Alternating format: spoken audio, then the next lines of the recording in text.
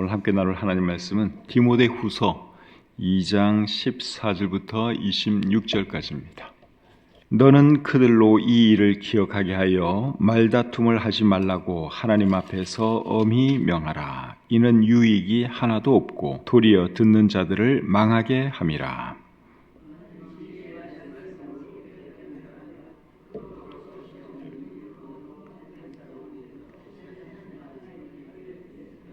망령되고 헛된 말을 버리라. 그들은 경건하지 아니하매 점점 나아가나니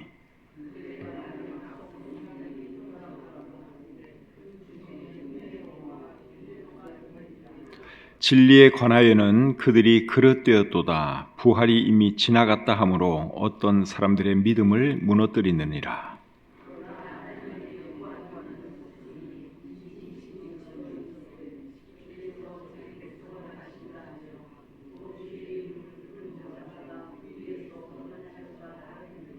큰 집에는 금그릇과 은그릇뿐 아니라 나무그릇과 질그릇도 있어 귀하게 쓰는 것도 있고 천하게 쓰는 것도 있나니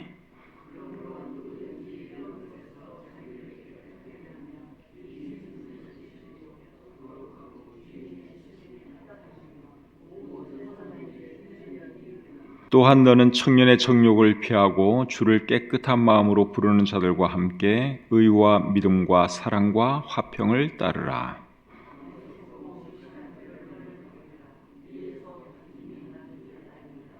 주의 종은 마땅히 다투지 아니하고 모든 사람에 대하여 온유하며 가르치기를 잘하며 참으며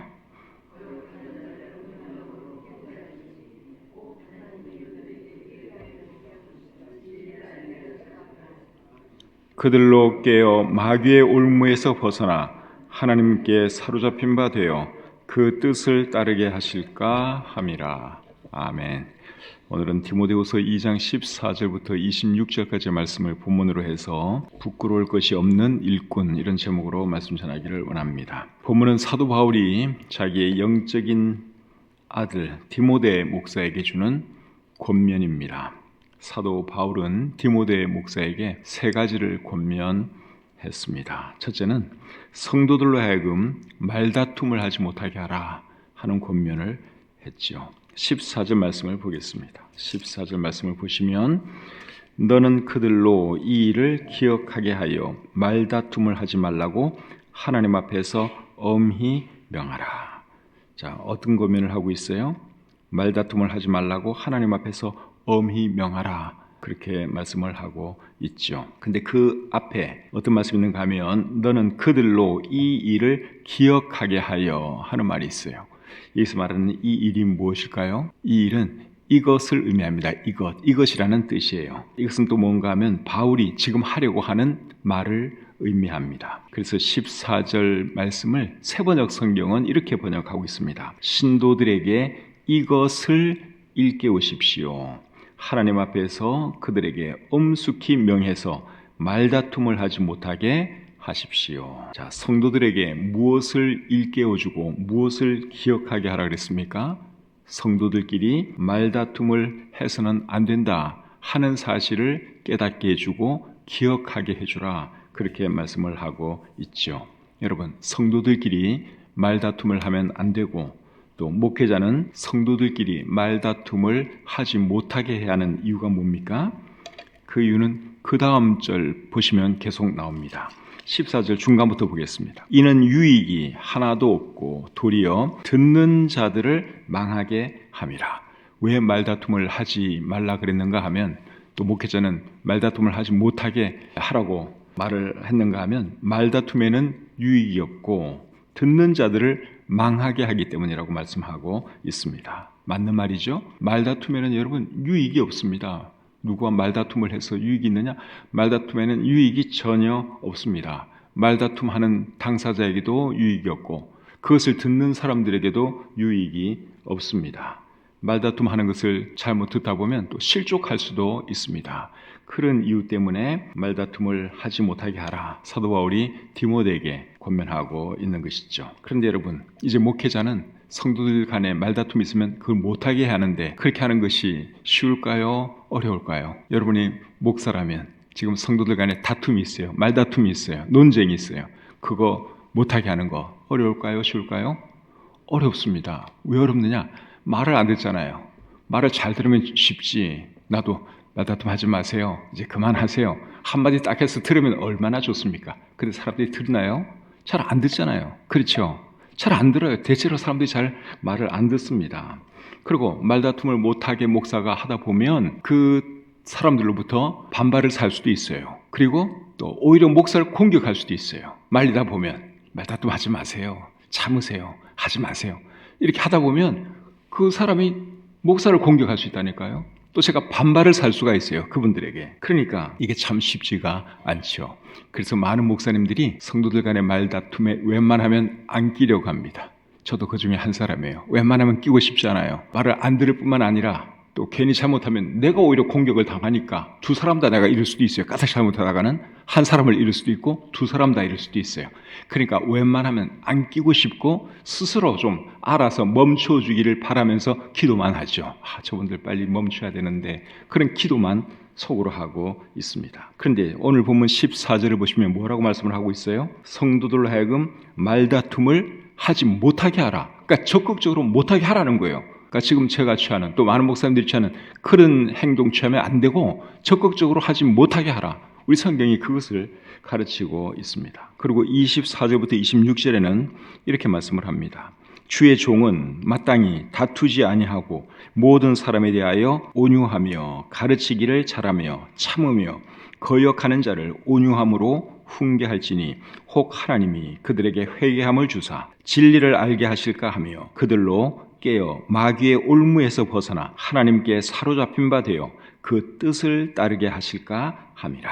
방금 읽은 이 말씀에서 중요한 단어는 온유라는 단어예요. 온유. 그래서 성도들을 훈계할 일이 있으면 목사는 온유함으로 해야 합니다.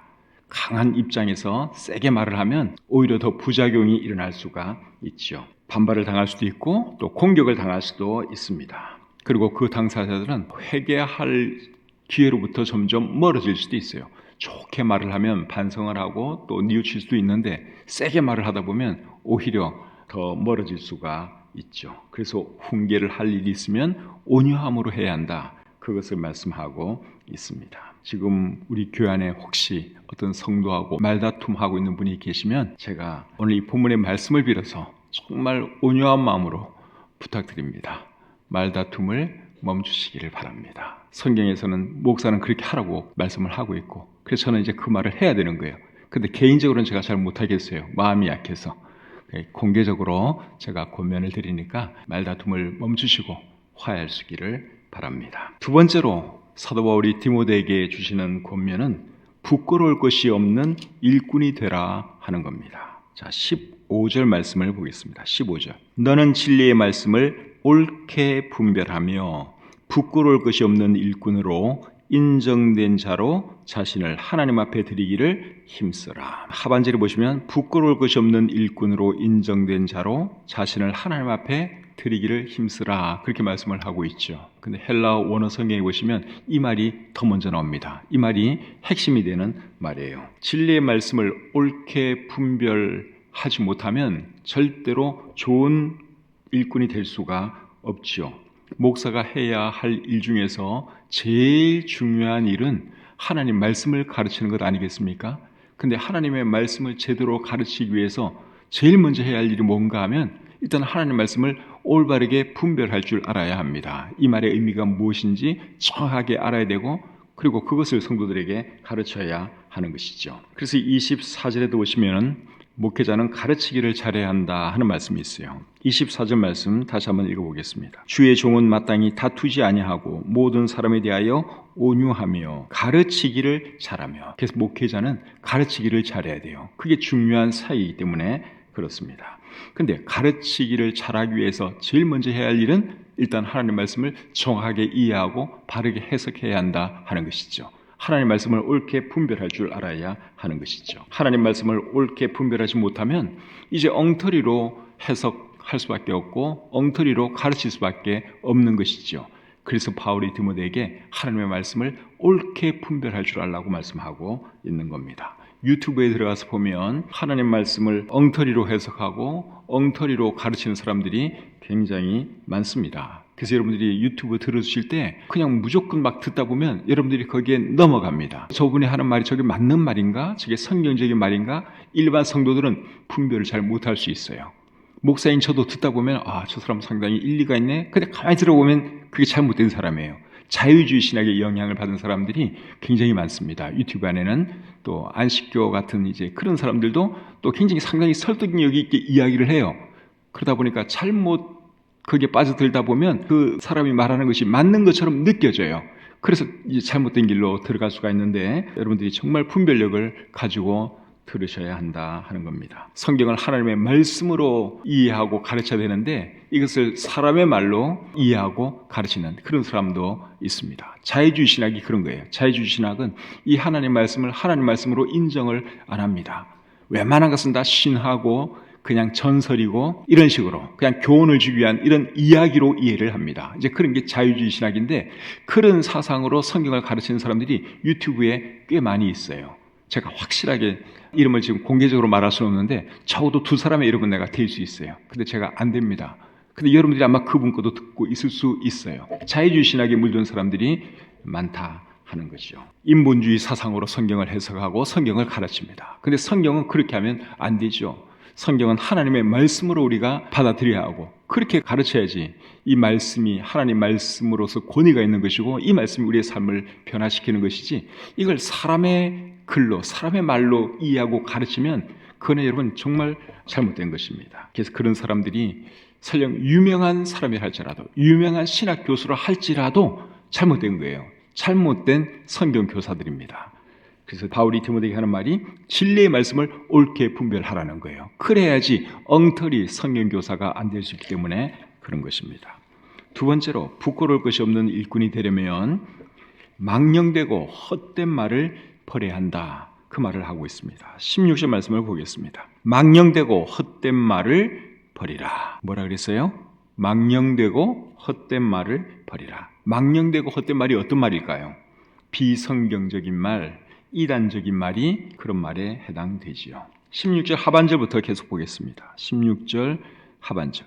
그들은 경건하지 아니함에 점점 나아가나니 그들의 말은 악성 종양이 퍼져나감과 같은데 그 중에 후메네오와 빌레도가 있느니라. 진리에 관하여는 그들이 그릇되었도다. 부활이 이미 지나갔다 하므로 어떤 사람들의 믿음을 무너뜨리느니라. 여기 보니까 망령되고 헛된 말을 가르치는 사람들 중에 후메네오와 빌레도라는 사람이 있었다. 그것을 말씀을 하고 있죠. 근데 이 사람들은 부활이 이미 지나갔다고 가르쳤어요. 여기서 말하는 부활은 믿는 사람들의 부활을 말하는 거예요. 믿는 사람들의 부활이 이미 지나갔다. 이제 이런 식으로 가르쳤습니다.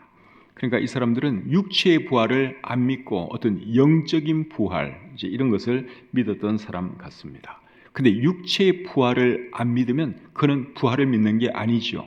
자유주의 신학자들은 예수님께서 육체적으로 부활하신 것도 안 믿습니다. 하여튼 성경의 중요한 것들을 자유주의 신학자들은 거의 다 안 믿습니다. 처녀 탄생도 안 믿고 이 성경이 하나님의 말씀이라는 것도 안 믿고 창세기에 나오는 이런 모든 것이 그냥 신화에 불구하고 예수님이 기적을 일으킨 것 이런 것도 안 믿고 그런 사람들이 굉장히 많아요. 그걸 제가 그때 교묘하게 말을 하죠. 교묘하게.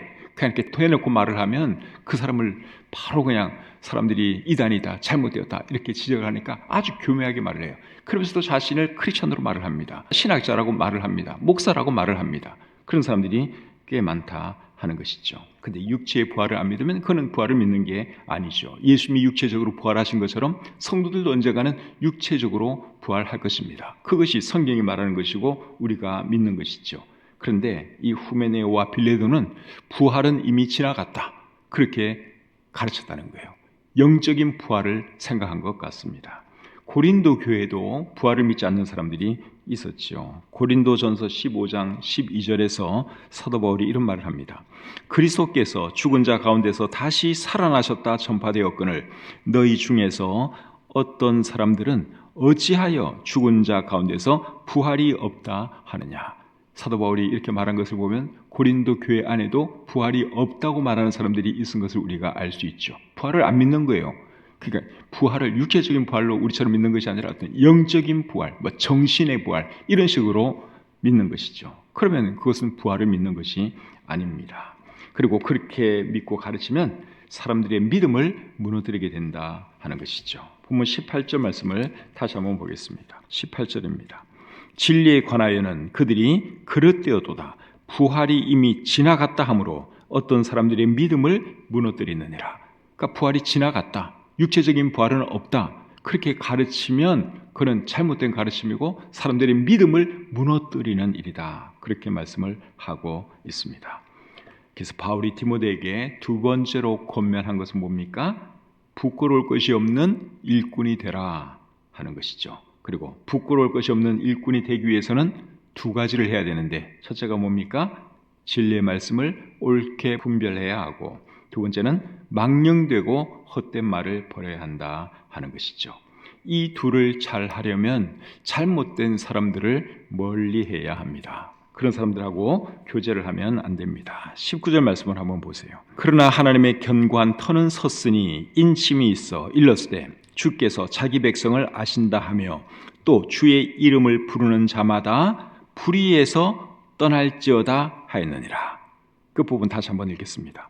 주의 이름을 부르는 자마다 불의에서 떠날지어다. 그러니까 잘못된 사람들하고는 교제를 하면 안 된다 그 말이에요. 잘못된 것으로부터 떠나야 된다 그 말이죠.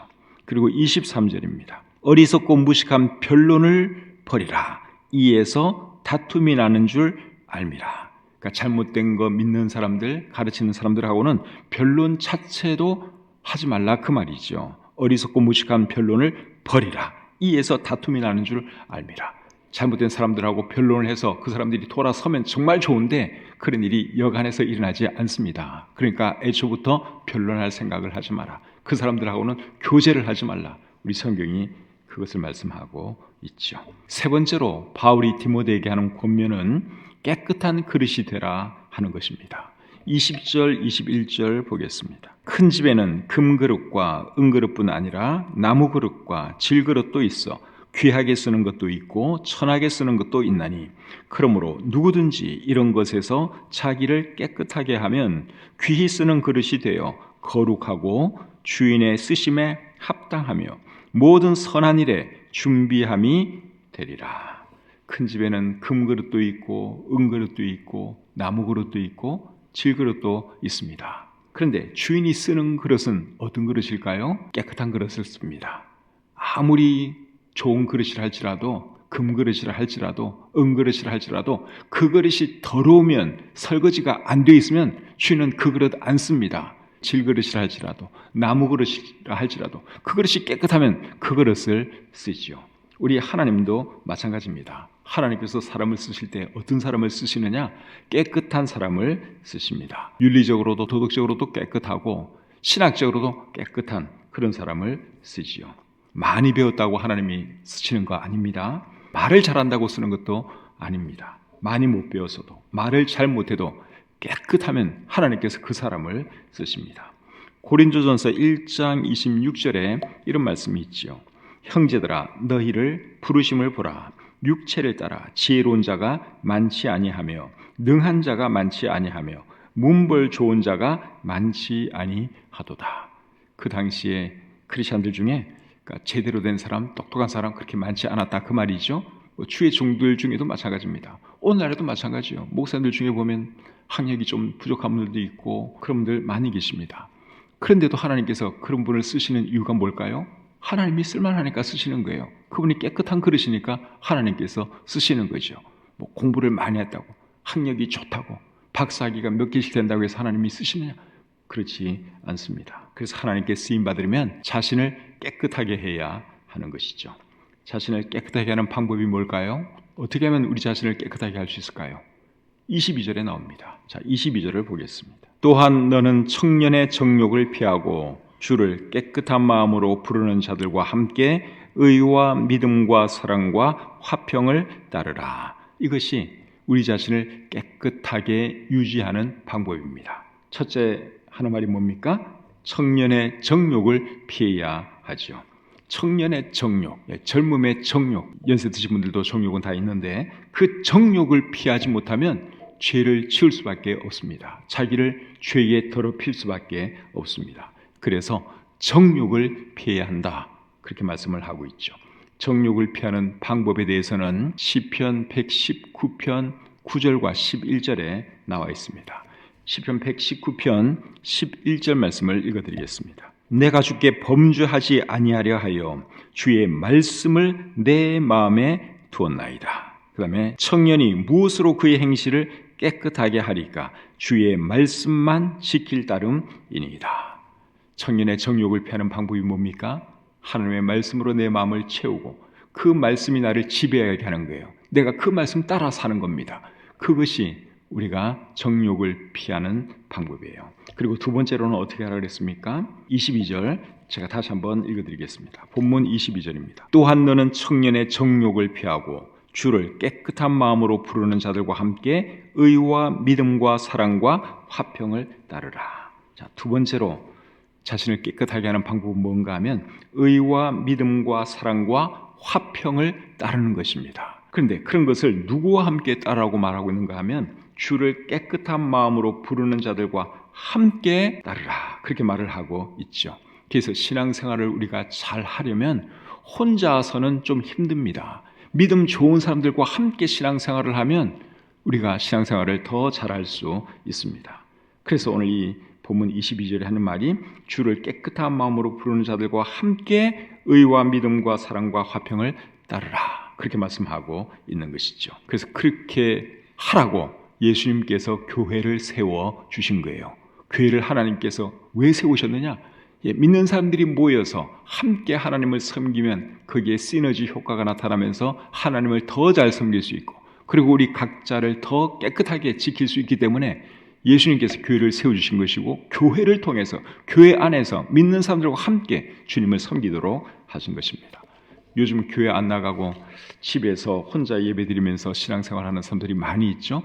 코로나 이후에 그런 사람들이 부쩍 더 늘어났습니다. 이제 그런 사람들 우리가 소위 가나안 성도라 그러는데, 교회 안 나간다고 가나안 성도 그러는데, 가나안 성도가 되면 여러분 믿음 생활 결국은 잘 못하게 됩니다. 처음에는 그냥 나는 그냥 혼자서 집에서 예배 드려야지, 어느 교회 인터넷 온라인 예배 드리면서 예배 드려야지, 그렇게 하면서 처음엔 조금 하는 것처럼 해요.